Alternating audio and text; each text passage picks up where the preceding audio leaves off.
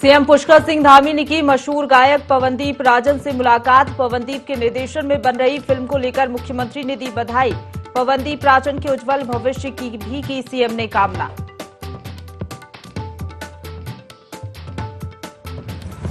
पौड़ी से कोटद्वार जाते वक्त पूर्व मुख्यमंत्री का गजराज ने रोका काफिला। चट्टान पर चढ़कर बचाई पूर्व मुख्यमंत्री ने जान। काफी देर तक रुका रहा काफिला।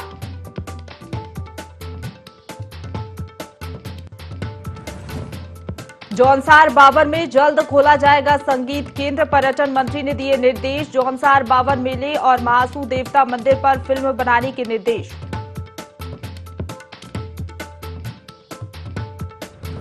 और कालागढ़ में गश्त के दौरान वन विभाग के कर्मचारियों को मिला हाथी का शव। जांच में जुटी वन विभाग की टीम। शव का किया गया पोस्टमार्टम।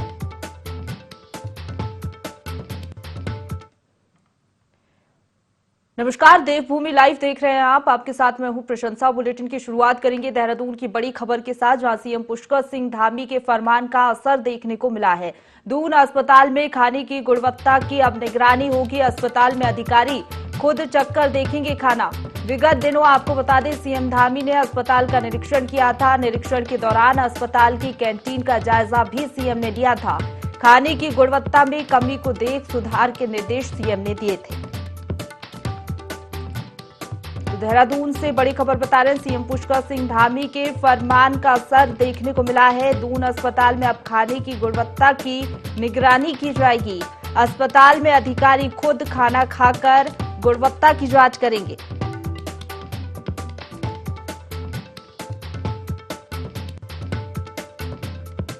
तो विगत दिनों आपको बता दें, सीएम धामी ने अस्पताल का निरीक्षण किया था और खुद भी खाना खाया था। जो अस्पताल में खाना मरीजों को मिल रहा था और तमाम निर्देश यहां पर अधिकारियों को सीएम ने दिए थे कि खाने की गुणवत्ता की जांच की जाए और उसमें सुधार भी लाया जाए, जिसके बाद अब सीएम के फरमान का असर देखने को मिला है। इसी खबर पर ज्यादा जानकारी के साथ हमारे साथ principal correspondent Kailash Visht live जुड़ गए। उनका रुख करेंगे।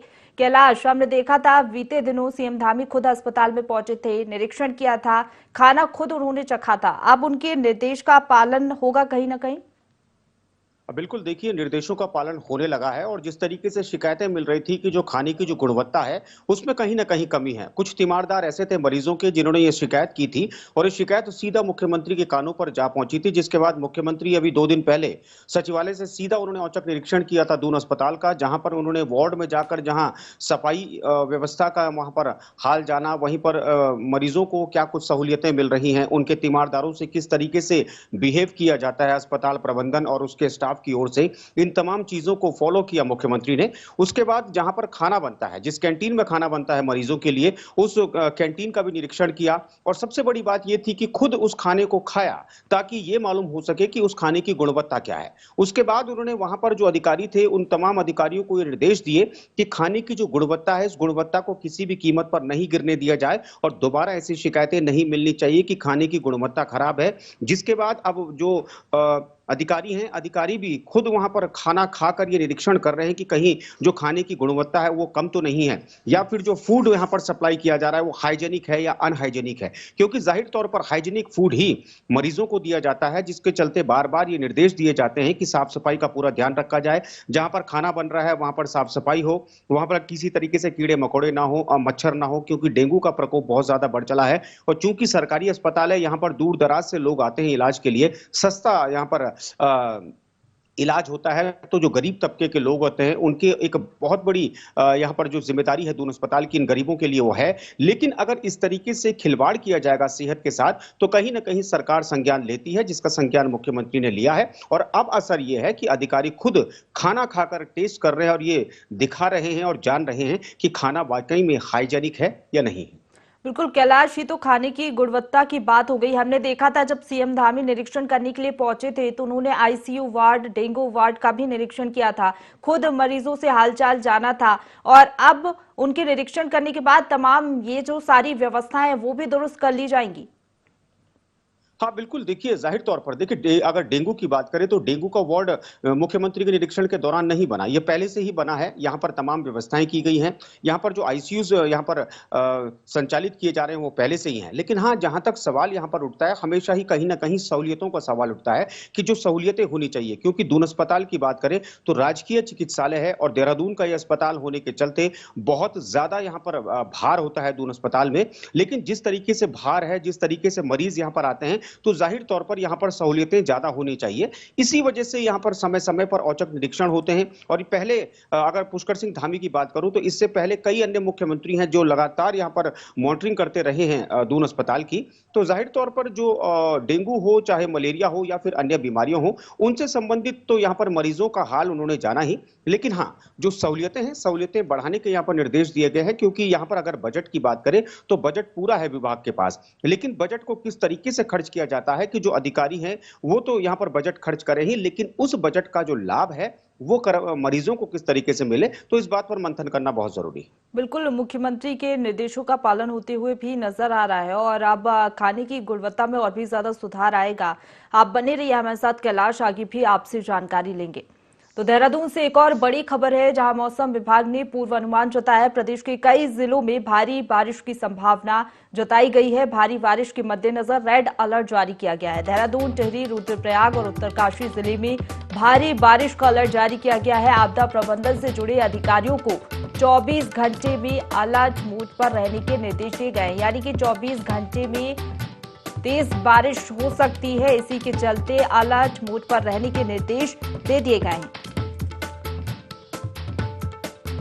चलिए, इस खबर पर ज्यादा जानकारी के साथ हमारे साथ कैलाश विष्ट लाइव बने हुए हैं, उनका रुख करेंगे। कैलाश, मौसम विभाग ने पूर्वानुमान जताया है, कई जिलों में भारी बारिश का अलर्ट है और अब तो रेड अलर्ट जारी कर दिया गया है। हाँ, बिल्कुल देखिए, 14 तारीख से 17 तारीख तक रेड अलर्ट घोषित किया गया है। और बीती रात से मैं बात करूं तो बीती रात से बारिश बहुत तेज हो रही है। अगर राजधानी देहरादून की बात भी की जाए तो यहाँ पर भी बारिश मूसलाधार है। जो नदियां हैं, नदियां का जलस्तर बढ़ चला है। उसके अलावा अगर पहाड़ों की बात करें, पहाड़ी जिलों की, तो तमाम पहाड़ी जिलों में इस वक्त बारिश बहुत तेज है, जिसके चलते जिसका असर कल देखने को भी उस वक्त मिला था जब मुख्यमंत्री कल गंगोत्री दौरे पर थे। लेकिन बारिश इतनी ज्यादा थी कि वो उड़ान नहीं भर पाए, जिसके चलते वो देहरादून के कुछ कार्यक्रमों में नहीं पहुंच पाए थे। देर शाम को वो राजधानी देहरादून पहुंचे।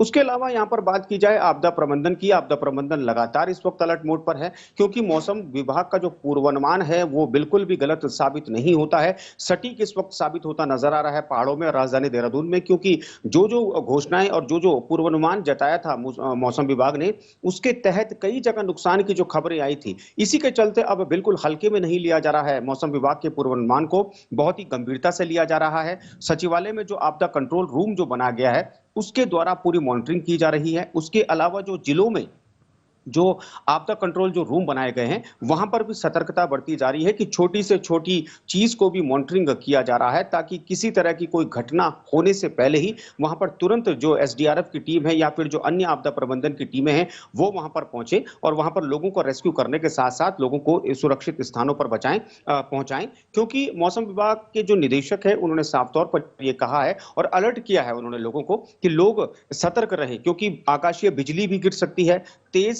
बहुत अधिक तेज बारिश हो सकती है और खास तौर पर उन इलाकों के लोगों को सतर्क रहने की आवश्यकता है जो नदी नालों को किनारे रहते हैं, क्योंकि जब बारिश पहाड़ों में आती है तो उसका जलस्तर इतना बढ़ जाता है कि कई मर्तबा जलस्तर तब्दील हो जाता है बाढ़ में और भूस्खलन में। तो इन तमाम चीजों को लेकर सतर्क रहने की हिदायत दी गई है मौसम विभाग द्वारा। बिल्कुल, मौसम विभाग के पूर्वानुमान के अनुसार ही आपदा प्रबंधन विभाग को यहाँ पर तैयारियां करने के निर्देश दे दिए गए हैं। बहुत शुक्रिया आपका हमारे साथ जुड़ने के लिए कैलाश, और तमाम जानकारी के लिए। तो देहरादून से एक और बड़ी खबर का रुख करेंगे, जहां उद्यान निदेशक डॉक्टर हरविंदर सिंह ववेजा पर जांच बैठाई जाएगी। मंत्री गणेश जोशी ने उद्यान निदेशक के खिलाफ जांच बैठाई है। कृषि सचिव डॉक्टर बीबीआरसी पुरुषोत्तम को जांच अधिकारी नामित किया गया है। 15 दिन में जांच रिपोर्ट मांगी गई है। रिपोर्ट के बाद अग्रिम कार्रवाई की जाएगी।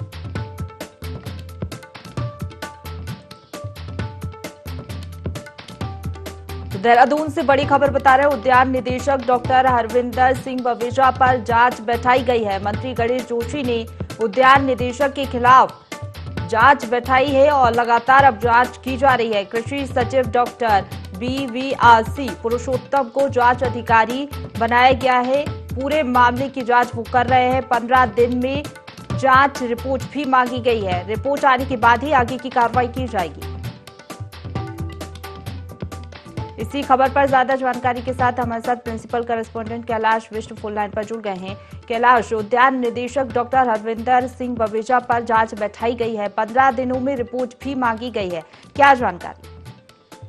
देखिए, जो उद्यान निदेशक हैं और इन पर जब ये हिमाचल में थे, हिमाचल के दौरान भी इन पर कई आरोप लगे थे भ्रष्टाचार को लेकर। जिसकी तरीके से अगर फलों के जो पौधे होते हैं, पौधे वितरण में जो अनियमितताएं की गई थी, उसमें जो बजट बढ़ाया गया था या फिर जो बजट को यहाँ पर घपला किया गया था, तो ये तमाम चीजें थी। जिसके बाद उनका प्रतिनियुक्ति पर वो उत्तराखंड आए और यहाँ पर भी कहीं ना कहीं भ्रष्टाचार के आरोप उन पर लगे हैं।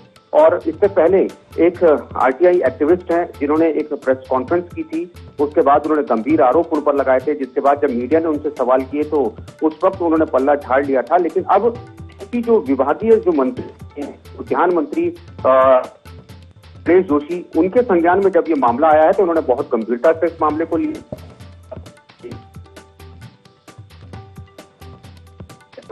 बिठा दी है। विभागीय जांच के निदेशक हैं और अब 15 जांच है, जांच का जो परिणाम है वो आएगा। तो जी चलिए, आप बने रहिए कैलाश, हमारे साथ आगे भी आपसे जानकारी लेंगे।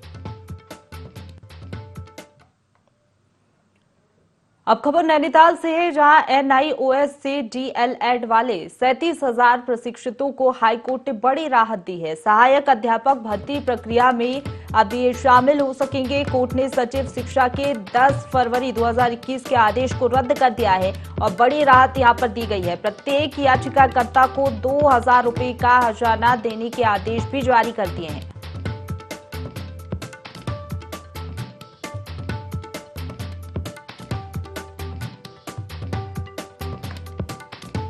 तो बड़ी खबर नैनीताल से बता रहे हैं, एनआईओएस से डीएलएड वाले 37,000 प्रशिक्षितों को हाईकोर्ट ने बड़ी राहत दी है। सहायक अध्यापक भर्ती प्रक्रिया में अब ये शामिल हो सकेंगे। कोर्ट ने सचिव शिक्षा के 10 फरवरी 2021 के आदेश को रद्द कर दिया है और यहां पर बड़ी राहत अभ्यर्थियों को दी गई है।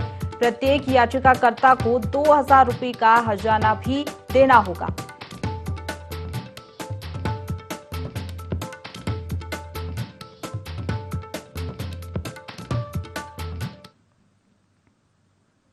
मुख्यमंत्री कैंप कार्यालय में प्रसिद्ध गायक पवनदीप राजन ने सीएम पुष्कर सिंह धामी से मुलाकात की। इस दौरान गायक पवनदीप ने बताया कि उनके संगीत निर्देशन में हिंदी और नेपाली भाषा में बनाई गई फिल्म प्रेम गीत 3 2023 सितंबर को रिलीज होने जा रही है, जिस पर सीएम धामी ने गायक पवनदीप के प्रयासों की सराहना की और फिल्म के सफल प्रदर्शन के लिए शुभकामनाएं दी। इस अवसर पर निर्माता, निर्देशक और अभिनेता भी मौजूद रहे।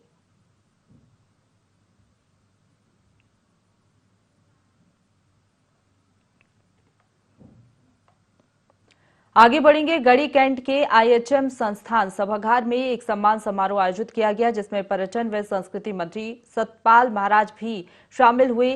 कार्यक्रम में मंत्री सतपाल महाराज ने जागड़ा मेले के सफल आयोजन के लिए आयोजकों, मंदिर समिति समेत अन्य अधिकारी और कर्मचारियों को सम्मानित किया। साथ ही अधिकारियों को महासू देवता मंदिर और जौनसार बाबर मेले पर एक फिल्म बनाने के निर्देश दिए हैं। इस दौरान मंत्री सतपाल महाराज ने हनोल में एक संगीत केंद्र खोलने का भी ऐलान किया, जिसके लिए जल्द ही भूमि आवंटित की जाएगी। जौनसार बाबर के संगीत की लोकप्रियता और कलाकारों की संख्या देखते हुए यह फैसला लिया गया है।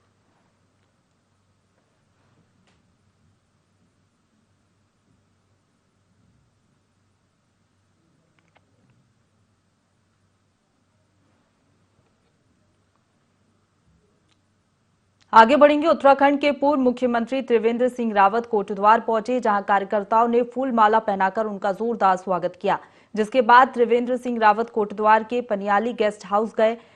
उन्होंने पत्रकारों से बातचीत करते हुए कहा कि भर्ती घोटाले के मामले में सीबीआई जांच की मांग की गई है।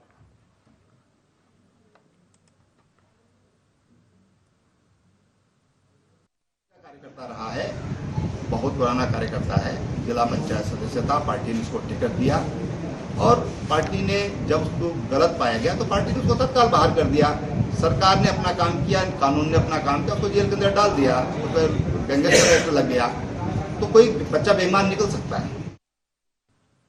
आगे बढ़ेंगे। कालागढ़ क्षेत्र में हाथी का शव मिलने से हड़कंप मच गया। बता दें कि कालागढ़ के पेटर पानी इलाके में वन विभाग की टीम गश्त कर रही थी। गश्त के दौरान उन्हें हाथी का शव दिखाई दिया, जिसकी सूचना उच्च अधिकारियों को दी गई, जिसके बाद मौके पर आला अधिकारी के साथ डॉक्टरों की टीम भी पहुंची। मामले में कॉर्बेट पार्क के उप निदेशक नीरज शर्मा ने कहा है कि हाथी बीमार चल रहा था, जिसका उपचार भी किया जा रहा था। हाथी का पोस्टमार्टम कर शव को दफना दिया है।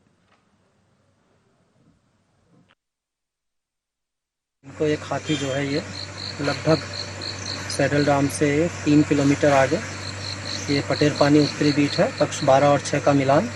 यहाँ पर एक हाथी जो है मार्ग में पड़ा हुआ दिखाई दिया, तो तुरंत ही यहाँ से जो है डॉक्टर साहब जो हमारे पशु चिकित्सा अधिकारी हैं उनको खबर की गई और अधिकारियों को खबर की गई और वो तुरंत यहाँ पर मौके पर आए इसके स्वास्थ्य के परीक्षण के लिए।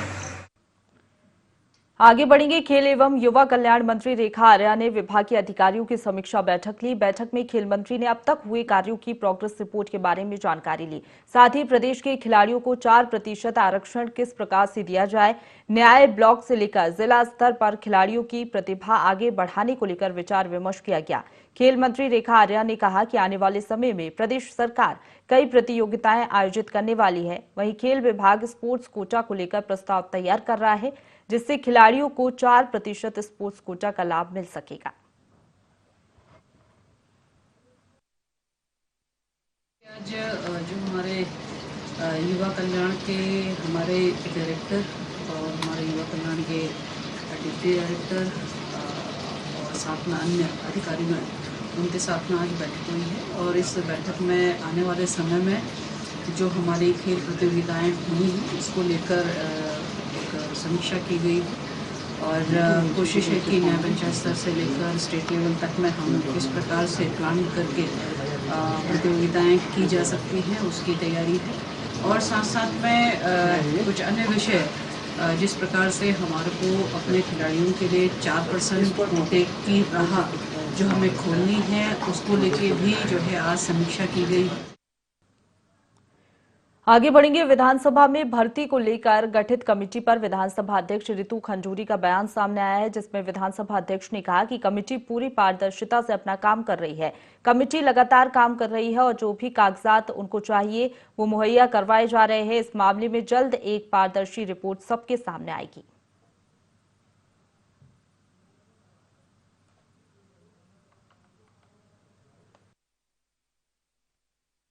ऐसा है, समिति बहुत ही सिंसियरली और अपना कार्य कर रही है और सैटरडे हो संडे हो वो पूरा 9 बजे तक 10 बजे तक अपना काम कर रही है। विधानसभा में जिस तरह के कागज उन्हें चाहिए, जिस तरह के पत्र फाइलें वो मांग रहे हैं, पूरी विधानसभा के इस समय अफसर उनकी मदद कर रहे हैं और मुझे पूरा विश्वास है कि बहुत जल्द एक अच्छी रिपोर्ट आएगी जो कि विधानसभा के लिए भी और उत्तराखंड के लिए भी निर्णायक होगी। आगे बढ़ेंगे। नवनियुक्त वक्फ बोर्ड अध्यक्ष शादाब शम्स ने कलियार पहुंचकर दरगाह साबर पाक में चादर पोशी कर फूल पेश किए। उन्होंने प्रदेश और देश की खुशहाली के लिए दुआ मांगी। शादाब शम्स ने कहा कि दरगाह साबिर पाक पर दिए बयान को मीडिया में गलत ढंग से पेश किया गया है। हमारी दरगाह में गहरी आस्था है, हमें कलियर और आसपास से बुराइयों को समाप्त करना है। पीरान दरगाह बाबा साबिर पाक के आस्थाने पे आज हम खड़े और पीरान कलियर विधानसभा का नाम है। पीरान कलियर एक जो कलियर है वो एक गांव का नाम है। मैंने कलियर की बात की है, मैंने आस्थाने की बात नहीं की। ये दरगाह शरीफ तो मैं हमेशा आप लोगों के बीच में आता रहता हूँ, मेरा अपना अकीदा है इस साबिर पाक की दरगाह। यहाँ जब जब मैंने जो मांगा है वो हम सबको मिला है। कुछ लोग नासमझी की वजह से इस बात का विरोध कर रहे हैं, उनको लग रहा है कि हमने दरगाह साबिर पाक के बारे में कुछ कहा है। दरगाह के बारे में कुछ नहीं कहा गया। पीरान कलियर एक विधानसभा का नाम है। ये जो बात कही गई ये विधानसभा के बारे में कही गई और मैं ये कह रहा हूँ कि हम सब लोगों को मिलकर राजनीति से ऊपर उठकर इस गंदगी को साफ करने की जरूरत है, जो इस तरह की भी गंदगी यहाँ है। आईडीएच बिल्डिंग के समीप कूड़ा डंपिंग जोन में कूड़े के पहाड़ लगे हुए हैं। यहां लगभग 1 माह का कूड़ा एकत्रित हो गया है, जिससे अब महामारी फैलने का खतरा भी बढ़ गया है। साथ ही दुर्गंध फैलने से आसपास के लोगों का जीना दूभर हो गया है। नगर निगम के रोक लगाने के बाद 1 महीने तक मसूरी के एकत्रित कूड़े को डंपिंग जोन पर ही रखा गया है। लगभग 450 टन कूड़ा यहां पड़ा हुआ है, लेकिन इसे वहां से हटाया नहीं गया है, जिससे यहां आम लोगों का चलना भी दूभर हो गया है। बड़ी समस्या है कि हमारे पास लैंड उपलब्ध नहीं है, बहुत थोड़ी सी लैंड है जिसपे हमारा अभी ये अगस्त के बाद का लीगेसी वेस्ट डंप हो रहा है। उसी जगह पे हमारा बायोमीथेन प्लांट भी लगना है और हमारा एमआरएफ सेंटर भी उस पर निर्मित होना है। उस लीगेसी वेस्ट को कराने के लिए हम जल्दी टेंडर कर रहे हैं कि लीगेसी वेस्ट को वहाँ से हटाया जाए। जो आज कल हमारा रोज का कूड़ा जा रहा है, उसमें हमने एक कंपनी को नो प्रॉफिट नो लॉस पे दे रखा है कि वो वहाँ पे उसको सेग्रीगेट करें। तो उनके सेग्रीगेट की कार्रवाई वो कर रहे हैं, लेकिन जो पुराना हमारे पास लगभग 400 टन डंप पड़ा हुआ है, उसको हटाने के लिए हम जल्दी कार्रवाई कर रहे हैं। 1 तारीख से जो शीशमबाड़ा कूड़ा जा रहा था वो बंद कर दिया गया है और वर्तमान में हमारी टीमें वहाँ पे लगी हुई हैं। जो डेली का कूड़ा है उसका निस्तारण, उसमें नीचे में पिट्स बने हुए हैं 70 से 80 नगर पालिका के द्वारा ही, जिसमें गीले कूड़े के द्वारा खाद बनाया जा रहा है, सूखा अलग किया जा रहा है। हाँ, निश्चित तौर पे जो लाइगेसी, जो पुराना हमारा 1 महीने का स्टॉक बचा हुआ है, तो जैसे ही हमारा निरंतर वाला डेली वाला निस्तारण होगा तो हम इसमें भी फोकस करके इसको भी डिस्पोज करने के लिए प्रयास करेंगे। हल्द्वानी में भर्ती घोटाले की जांच को लेकर युवाओं ने आक्रोश रैली निकाली और उप जिला अधिकारी को ज्ञापन सौंपते हुए सीबीआई जांच की मांग की है। इस रैली को नेता प्रतिपक्ष का समर्थन मिला। नेता प्रतिपक्ष यशपाल आर्य ने कहा कि सरकार के घोटालों की बात जिस प्रकार से उजागर हुई है, पुलिस छोटे छोटे लोगों को पकड़कर जेल में डाल देगी और जो असली भ्रष्टाचारी नेता हैं उन पर कोई भी कार्रवाई नहीं की जा रही है। उत्तराखंड का नौजवान, उत्तराखंड का युवा आंदोलन करने के लिए सड़क पर आने के लिए मजबूर है और यह सब कुछ भारतीय जनता पार्टी के सरकार में हुआ है। और मेरा निश्चित रूप से मत है, चाहे वो अधीनस्थ चयन सेवा आयोग हो, चाहे अन्य विभागों की भर्तियां हों, इसमें भारी घोटाला हुआ है। हम चाहते हैं कि जो माननीय उच्च न्यायालय के न्यायाधीश, वर्तमान न्यायाधीश या सुप्रीम कोर्ट के माननीय न्यायाधीश, उनके देखरेख में, उनकी निगरानी में सीबीआई इंक्वायरी हो, तभी सच सामने आ पाएगा। जो यात्रा का रूट था उसमें विघटन पैदा करने का कार्य करा और उसके बाद कॉलेज बंद करा दिया और जो यूथ कॉलेज से आना था उसको वो ना आए सड़कों पे, ना दिखे, इतना भारी विरोध।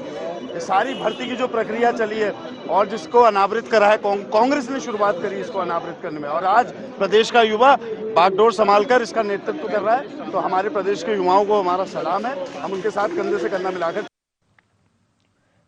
ऋषिकेश के श्यामपुर, छिद्रवाला और गौरी माफी के किसान फसल में लगने वाले रोग से परेशान है। धान की फसल में रोग लगने से करीब 70% कलस बर्बाद हो गई है और किसानों का कहना है कि उनकी आजीविका खेती से चलती है और फसल बर्बाद होने से उनके सामने रोजी रोटी का संकट खड़ा हो गया है।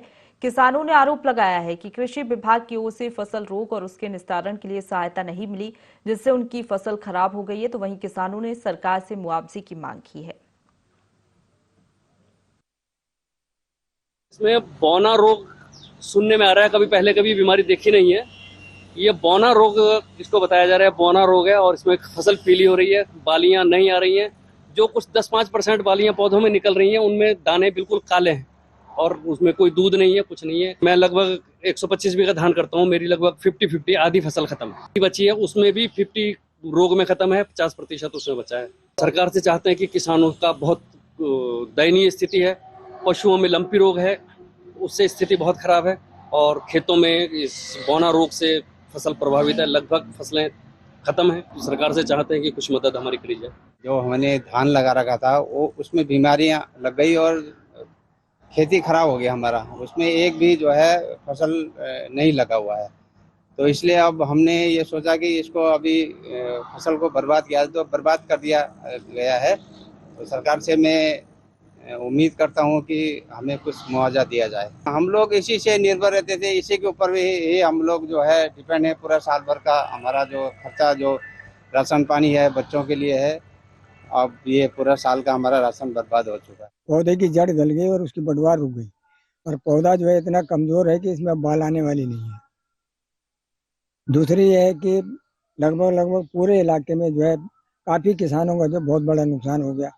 हमारा भी जो है ये कम से कम 8-9 बीघे में जो है ये बासमती थी, ये पूरी जल गई, खत्म हो गई। और इसमें हमारी जो लागत लगी हुई है, लागत यानी जो ट्रैक्टर का, हल का, खाद का, बीज का, वो भी नहीं निकलने वाला। और सरकार को चाहिए कि किसानों को जो है कम से कम इसका जो है उनको मुआवजा दे। इसी के साथ बुलेटिन में फिलहाल इतना ही। खबरों का सिलसिला लगातार जारी है, आप बने रहिए हमारे साथ।